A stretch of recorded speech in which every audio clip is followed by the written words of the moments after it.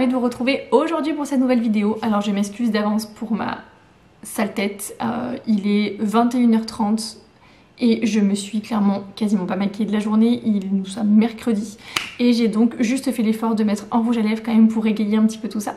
Mais j'ai fait très simple aujourd'hui, j'avais pas envie de me démaquiller pour me remaquiller uniquement pour faire une vidéo pour parler type de peau.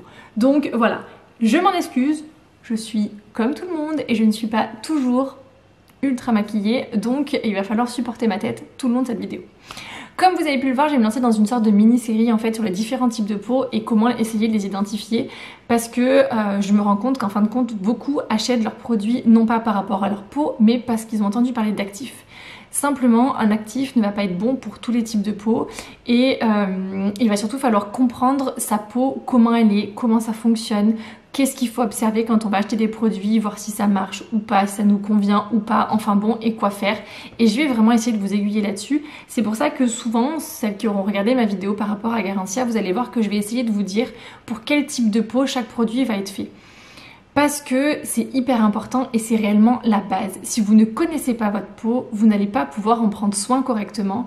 Et si vous n'en prenez pas soin correctement, vous n'allez pas pouvoir avoir la peau entre guillemets la plus jolie qui soit. On est bien d'accord, on n'aura plus jamais cette peau d'enfant. Moi quand je vois la peau de ma fille de 9 ans, elle est juste parfaite, elle est juste magnifique. Ça c'est mort, on oublie, on n'aura plus. Impossible, impossible. Ou alors voilà, on aura toujours des petites imperfections, des petits boutons qui vont arriver, une petite rougeur ou un grain de peau qui va être un peu moins à des moments, une peau plus terne. Bref, toutes ces choses là.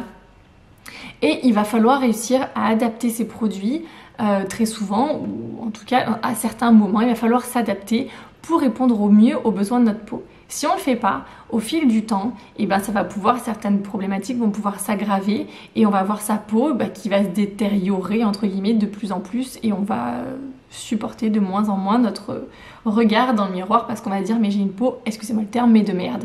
Et ça je l'entends énormément souvent.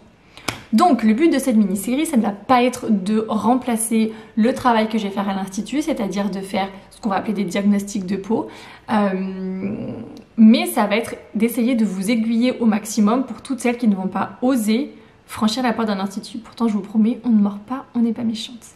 Hein, on essaie au mieux de pouvoir vraiment vous expliquer et trouver des solutions ensemble parce que les 3/4 du temps, à chaque problématique, il y a des solutions.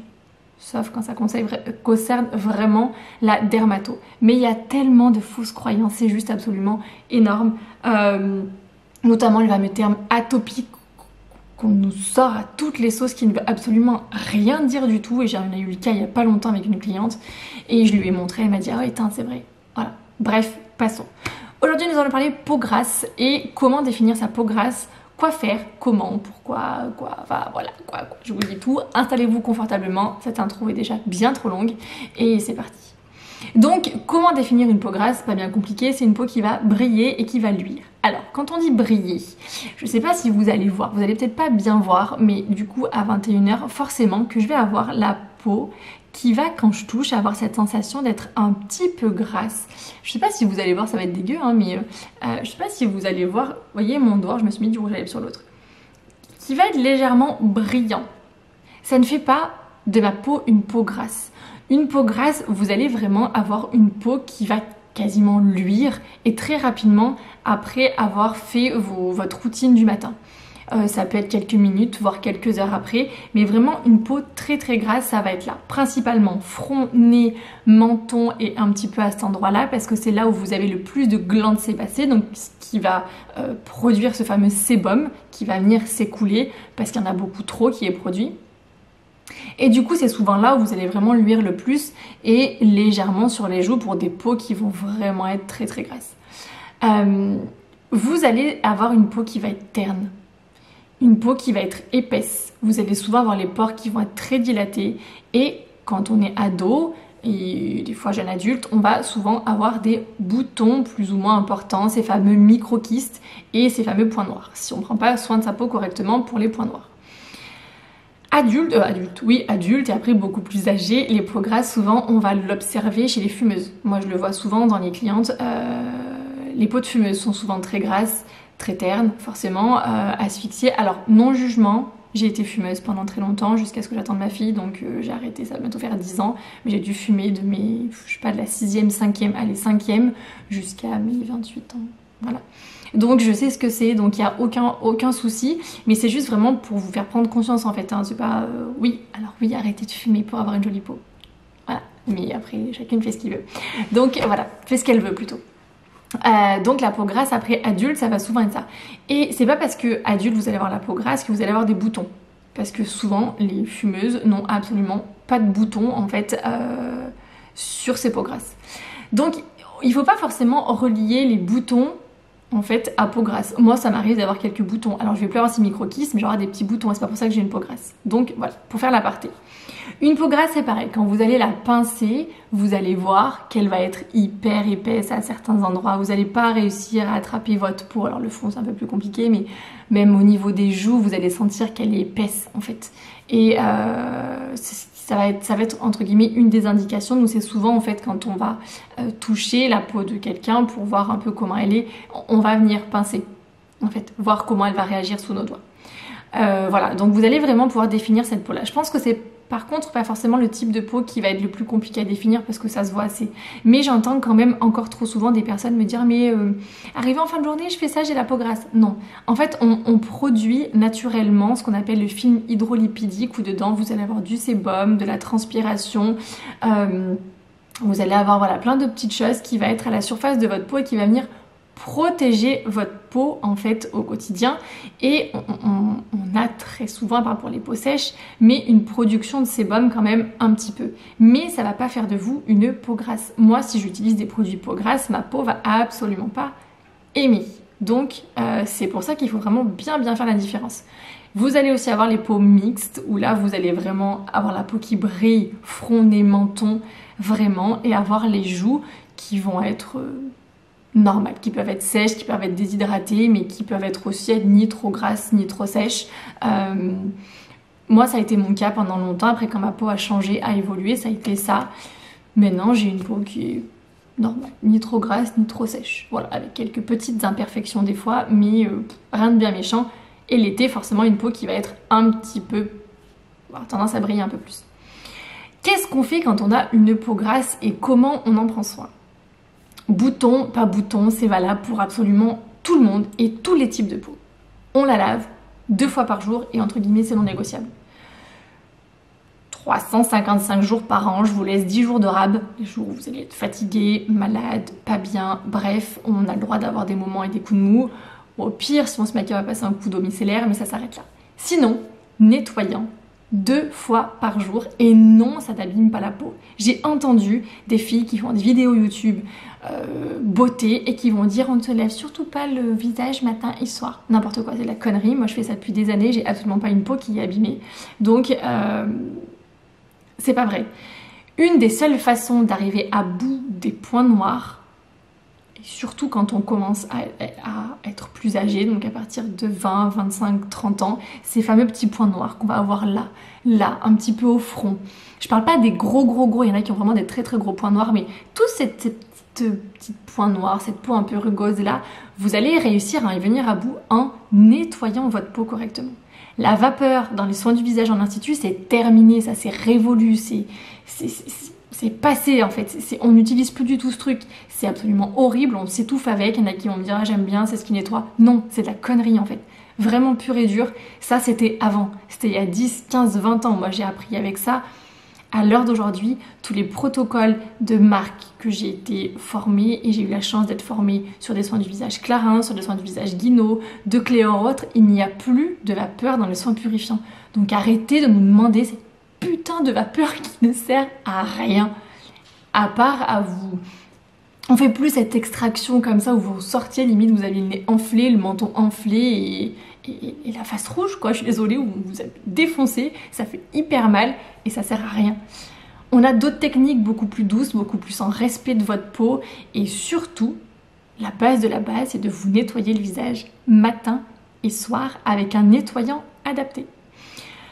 Ensuite, vous allez utiliser donc les nettoyants, vous allez pouvoir utiliser, ça va être, alors pour les peaux extrêmement grasses, vous allez pouvoir utiliser des nettoyants qui vont être gommants au quotidien, ça généralement il n'y a pas de souci. Après il faut juste faire attention que votre peau ne rougisse pas trop et du coup se sensibilise, parce que ça peut être aussi possible. Généralement non, et encore plus quand vous êtes jeune, quand vous êtes ado, vous avez une peau tellement épaisse que vous pouvez très facilement utiliser ce type de nettoyant là. Si vous n'utilisez pas ces nettoyants là, vous en avez pas mal, j'en avais tout plein. J'en ai 2-3 en tête moi que j'aime particulièrement, alors que j'ai testé, j'ai plus de boutons, hein, mais que j'ai testé par exemple l'été, parce que souvent je n'utilise pas le même nettoyant l'été et l'hiver. Hein. Et donc là quand j'ai fait ma pause Garancia et que je trouvais que ma peau était pas très belle, j'ai découvert et j'avais eu dans une box, le nettoyant de chez Uriage, celui-ci qui nettoie et qui purifie. Je l'ai clairement adoré. Il m'agressait pas trop la peau et franchement du coup j'ai retrouvé un éclat et une jolie peau beaucoup mieux en tout cas qu'avec celui de Garancia. Donc si vous cherchez un nettoyant purifiant, franchement celui de chez Uriage est vraiment top. Moi j'ai énormément aimé ce nettoyant. C'est un nettoyant basique, hein. Lambda, vous émulsionnez, vous rincez, point barre. Merci, au revoir. C'est plié et en termes de compo, c'est de l'eau thermale, hein, des Alpes françaises. Voilà, c'est tout ce qu'ils disent, il n'y a pas grand chose à savoir.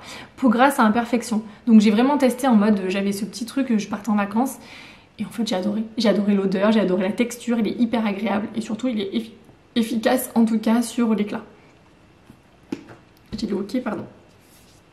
Deuxième nettoyant que j'ai beaucoup aimé, c'est le nettoyant de chez Use the People que vous allez trouver chez Sephora.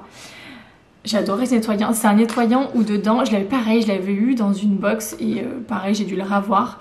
100% d'ingrédients végétaux non testés sur les animaux, fabriqués en Californie pour le coup, sans parabènes, sulfate, phtalate, PEG, huile minérale, silicone et sans couleur artificielle non plus.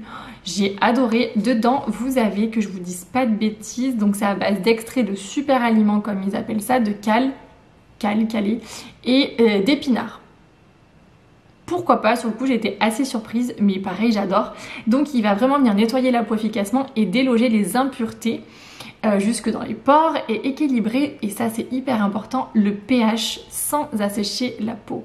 Et ça c'est hyper important que le pH de votre peau soit équilibré, parce qu'une peau qui va être trop acide ou pas assez, ça va générer du coup des soucis et des imperfections. Donc celui-ci à fond, vous pouvez y aller sans aucun souci. Moi vraiment j'adorais et j'aime l'utiliser même si j'ai pas forcément une peau grasse, donc top. Autre nettoyant que j'aime, et alors en ce moment je le crash test, ça fait depuis 3 semaines que j'utilise du coup le nettoyant et également la crème que je voulais tester parce que j'aime la personne qui a créé cette marque. C'est le nettoyant peeling de chez Martin Cosmetics, enfin Martin Skin maintenant. Donc ça c'est un gel peeling, dedans vous avez de l'acide glycolique, niacinamide, cette fameuse active complètement à la mode, zinc, gluconate, acide azélaïque, lactique, tartarique et mandélique. Donc ça va être un côté que ça va venir exfolier au quotidien en fait, en douceur.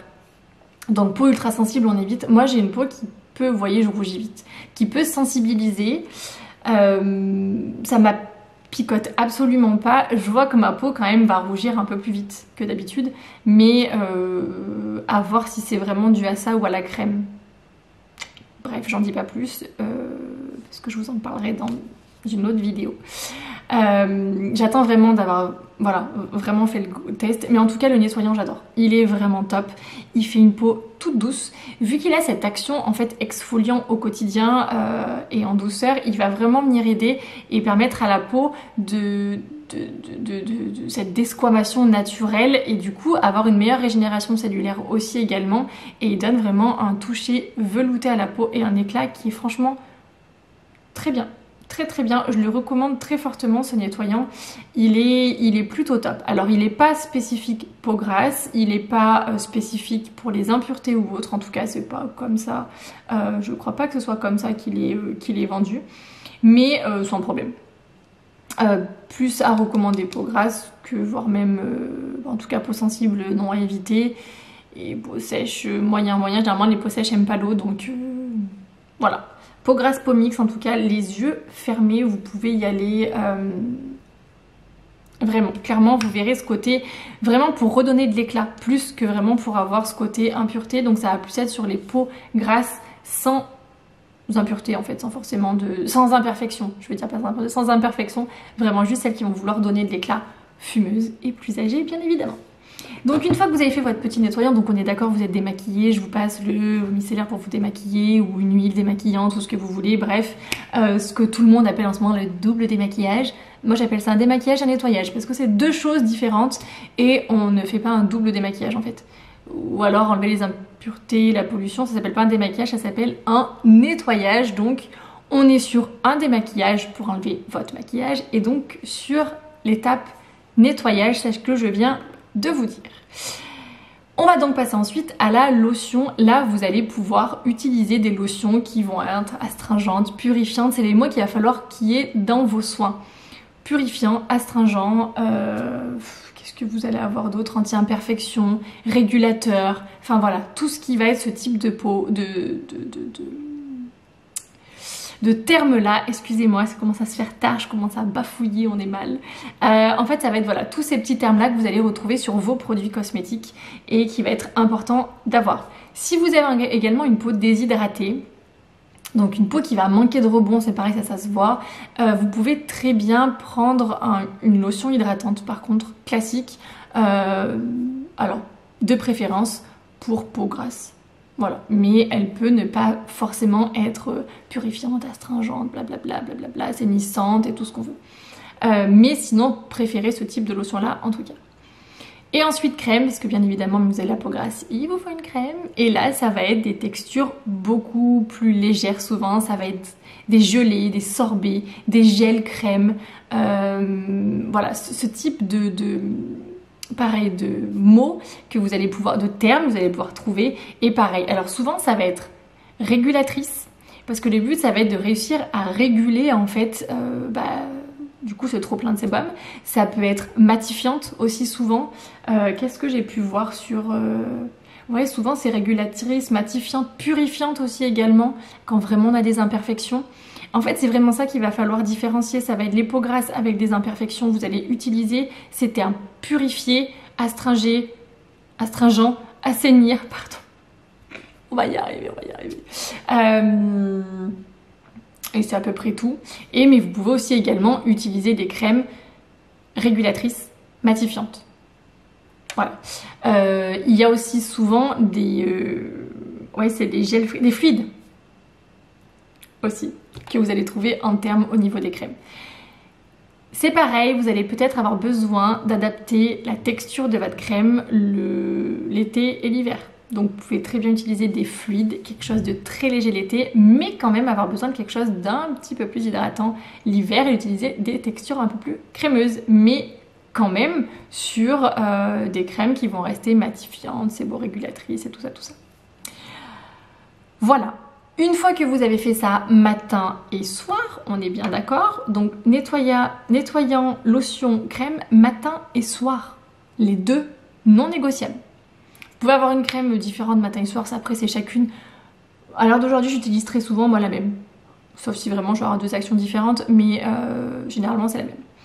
On simplifie, on va au mieux, on réduit le budget. Limite on met plus de budget dans une crème que dans un nettoyant. Voilà, ça c'est important.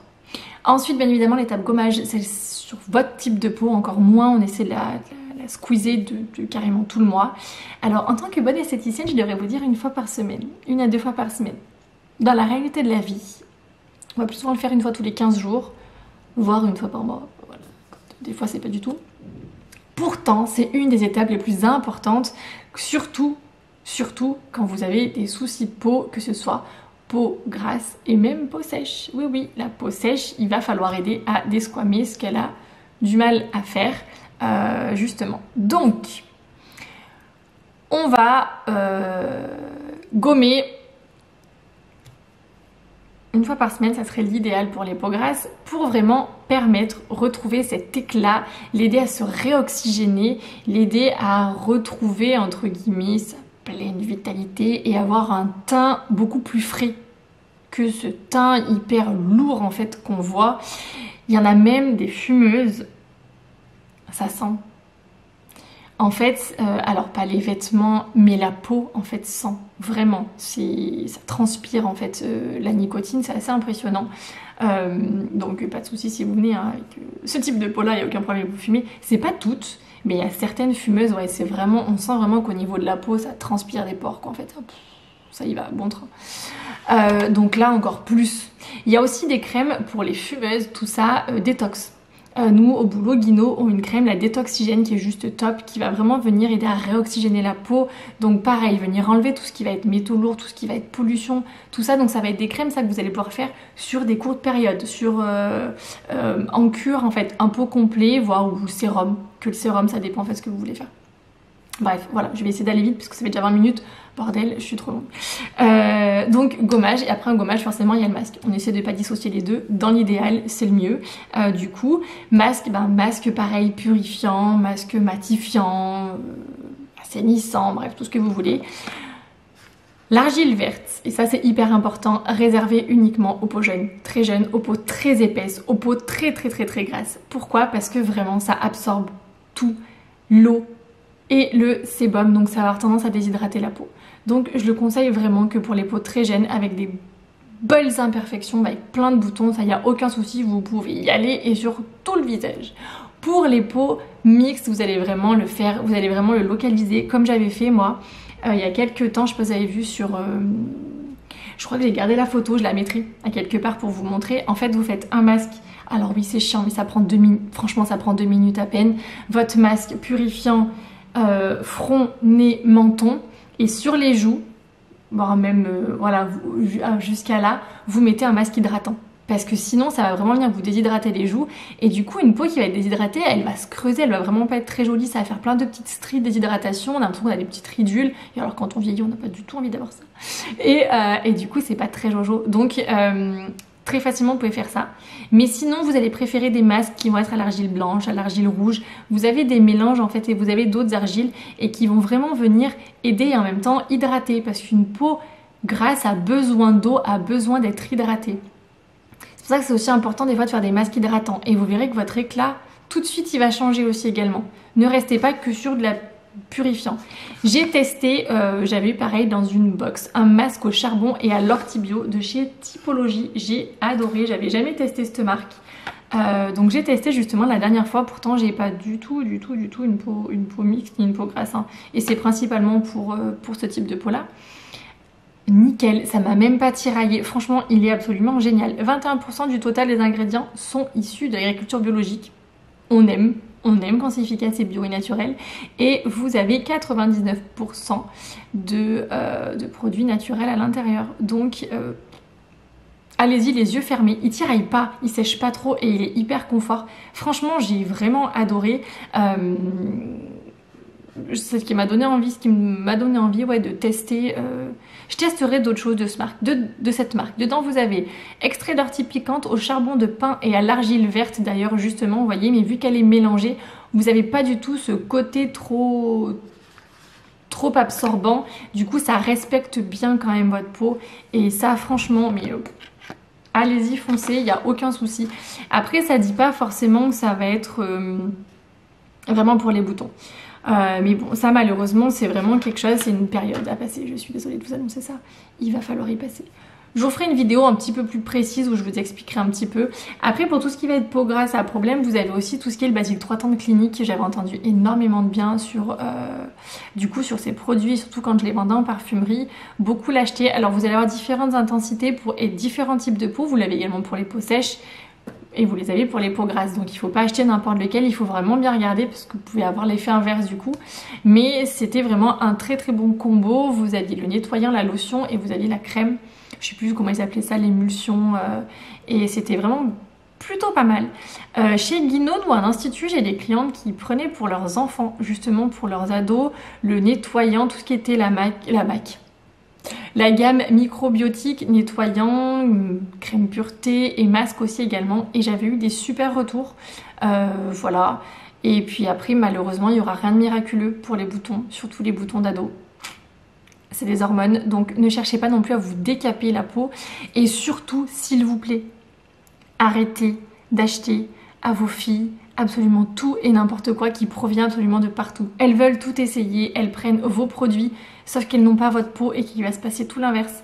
Donc faites extrêmement attention à ça aussi, je le redirai, je le répéterai et je referai parce que c'est hyper important. Voilà, écoutez, je vais bien vous avoir saoulé, ça fait 25 minutes, mais en moins c'est pas possible, d'où le fait que du coup il fallait que je fasse une vidéo plus longue, autre que sur TikTok. Voilà, n'hésitez pas si vous avez des questions, j'ai peut-être oublié certains points, mais j'essaie de vous dire un maximum de choses en un minimum de temps, c'est loupé, mais j'y reviendrai, n'hésitez pas via Insta, via YouTube à me poser des questions et j'essaierai d'y répondre au mieux. Je vous fais plein de gros bisous et je vous dis à très vite, bye bye.